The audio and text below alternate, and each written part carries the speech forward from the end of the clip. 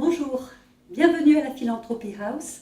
Je suis Françoise Renet, directrice et auteure des expositions de l'association Artessence. Je vais vous parler de l'exposition Divina Natura, présentée dans ce lieu jusqu'au 21 octobre 2016.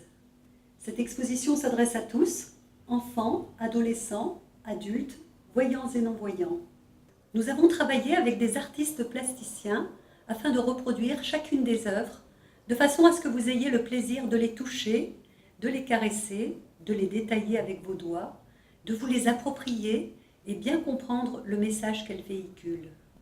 N'hésitez pas à fermer les yeux, laissez-vous guider par la voix des conteurs et entrez dans l'œuvre par le biais du toucher. L'exposition Divina Natura met en relation les divinités et les esprits de la nature qui parlent de la fertilité de la terre, de la vie, dans les civilisations antiques. Nous avons choisi, dans les collections de différents musées en Europe, une œuvre importante, représentative de ce thème de la fertilité de la terre. Vous allez découvrir 5 espaces thématiques. Le royaume perse, avec la statue de Gudea, dont l'original est au musée du Louvre. La Grèce, avec le bas-relief de Déméter et de Perséphone, dont l'original est exposé au musée archéologique d'Athènes.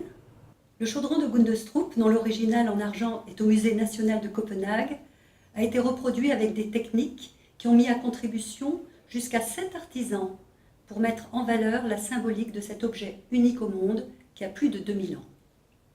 Nous allons ensuite découvrir la grande Djenenke, statue en bois dont l'original est au musée du Quai Branly. Et nous avons restitué donc en 2 reproductions, une de petite taille et l'autre à la taille originale, c'est-à-dire environ 2 mètres, que l'on peut déconstruire et recomposer.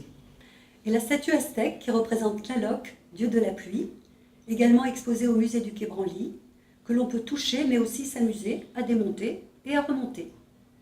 Entrez dans l'univers des sonorités avec le bâton de pluie et amusez-vous également à retrouver les belles odeurs qui nous viennent d'Orient. Je vous souhaite une excellente visite et de belles découvertes sensorielles.